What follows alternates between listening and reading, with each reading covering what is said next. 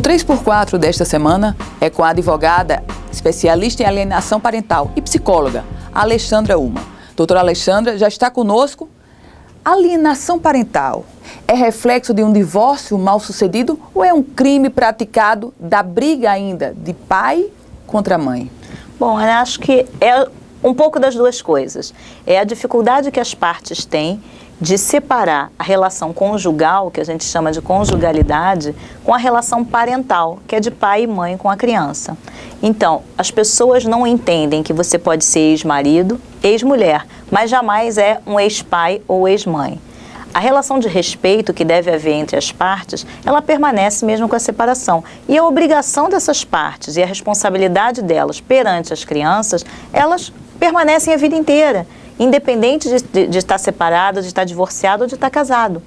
As partes, tanto pai quanto mãe, independente de com quem fique a guarda física do menor, eles são responsáveis por participar da vida escolar da criança, participar da saúde, das decisões referentes à saúde. E quando um pai ou uma mãe fala mal do outro para a criança ou tenta, de alguma maneira, afastar essa criança do pai ou da mãe, que está sem a guarda naquele momento, isso é chamado de alienação parental. É a tentativa de denegrir a imagem, de falar mal do pai separado para a criança.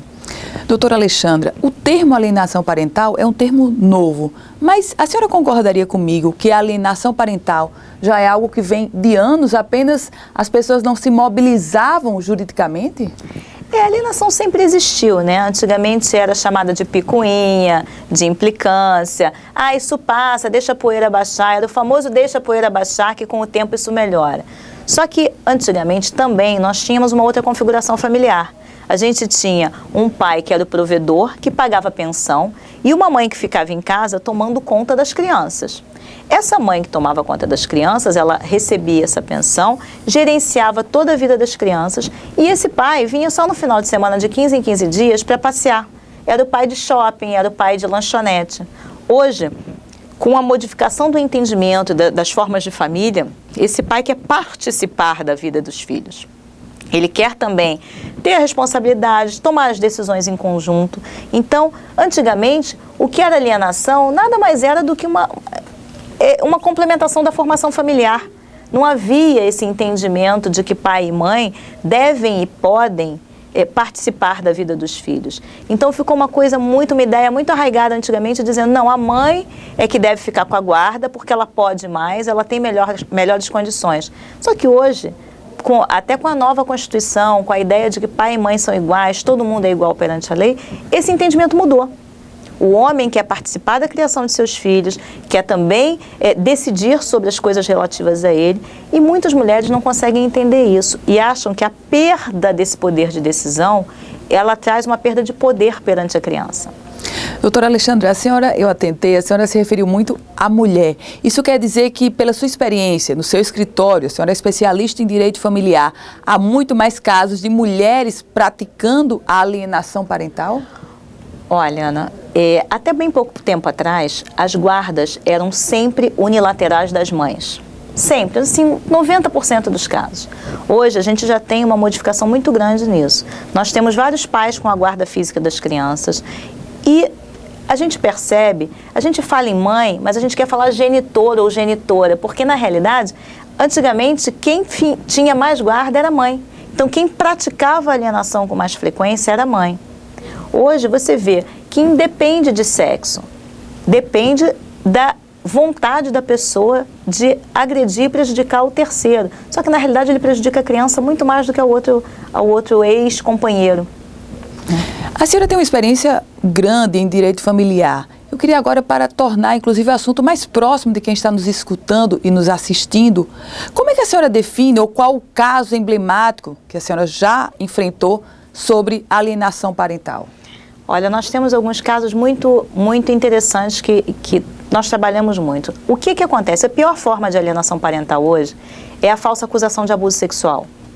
A mãe ou o pai acusam o outro de ter abusado sexualmente da criança, simplesmente com o intuito de afastá-lo. E, tecnicamente, o juiz que recebe essa primeira acusação, ele tem como obrigação defender o melhor interesse da criança. Então, o que ele olha para aquilo e diz assim, opa, peraí, na dúvida, o que eu faço? Eu afasto. Só que após a promulgação da lei da alienação parental, em 2010, quando as pessoas começaram a abrir mais os olhos e a cabeça para o que é a alienação parental realmente, os juízes mudaram um pouco essa visão. Começaram a perceber que a gente tem uma média, no Rio de Janeiro eu posso falar, de a cada 10 acusações de abuso nas varas de família, 7 são falsas. Então é muita coisa, E os juízes começaram a perceber isso. Então eles começaram a dizer, peraí, se eu afastar esse pai sem dar a ele a chance de provar que ele é inocente ou não, eu estou fazendo com que essa mãe ganhe mais força. Porque ela vai chegar para a criança e vai dizer assim, tá vendo, meu filho? Tanto é verdade que seu pai fez isso e que ele é ruim, que o juiz disse que você não pode ficar com ele. Então, qual é o nosso trabalho? Que a gente briga muito por isso. É chegar para o juiz e dizer, excelência, por favor, não afasta. Faz o seguinte, dá uma visita, uma convivência, na realidade, acompanhada, vigiada. Escolha uma pessoa da sua confiança ou de confiança da mãe que não seja familiar para acompanhar, porque isso protege a criança, caso seja verdadeiro, e protege o pai de uma outra falsa acusação. Qual é a punição, ou quais são as punições mais comuns no caso de alienação parental? Bom, a lei hoje ela tem algumas gradações de punições. A primeira delas é a advertência. Quando começa a briga, quando começa o problema e começa a se sentir que existe alguma rusga maior, algum impedimento, alguma dificultação na convivência, o juiz diz, olha, alto lá. Estou advertindo o senhor ou a senhora de que esse ato praticado é um ato de alienação parental. E a partir daqui eu posso tomar medidas mais drásticas. Logo após, não funcionou a advertência. Muitas vezes funciona. Muitas vezes não, na grande maioria não.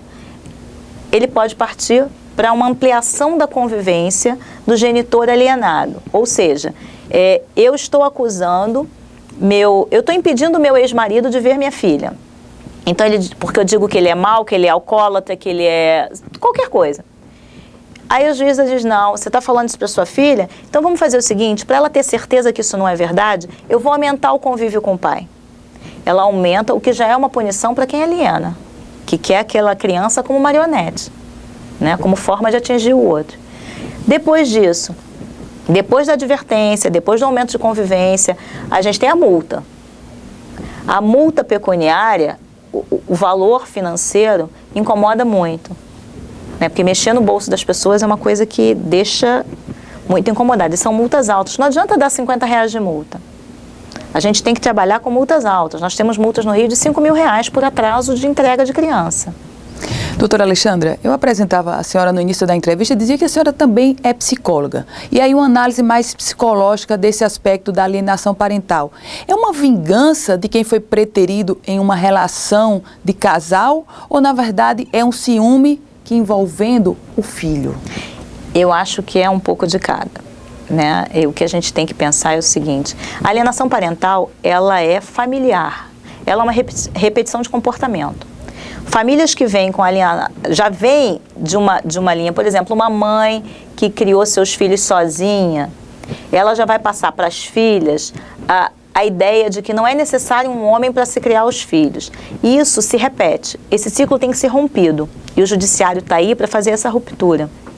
Então, esse é o primeiro momento. O segundo momento as ex-mulheres, no caso, e ex-maridos também, nós estamos falando de mulher, mas a gente entende os dois, quando percebem que o outro se envolveu em um novo relacionamento, imediatamente começam a querer impedir a criança de ficar com esse novo parceiro.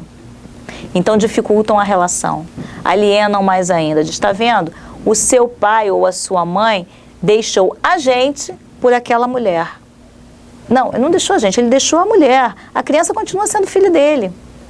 Só que ela passa essa ideia. Então eu acho que é um pouco de ciúme, é um pouco de vingança, é um pouco de crueldade, é um pouco do maniqueísmo, de tentar usar essa criança como marionete mesmo. É um pouco de cada coisa. E qual é o prejuízo ou qual é o reflexo dessa alienação parental para a criança? Bom, isso o que ninguém pensa. Todo mundo tem em mente, criança esquece, vai passar. Não, a criança não esquece. Os estudos fora do país, aqui no Brasil, nós não temos estudos ainda que possam nos dar essa certeza, demonstram que as crianças que atravessaram a alienação parental, quando adolescentes, tendem a ter grandes dificuldades de relacionamento.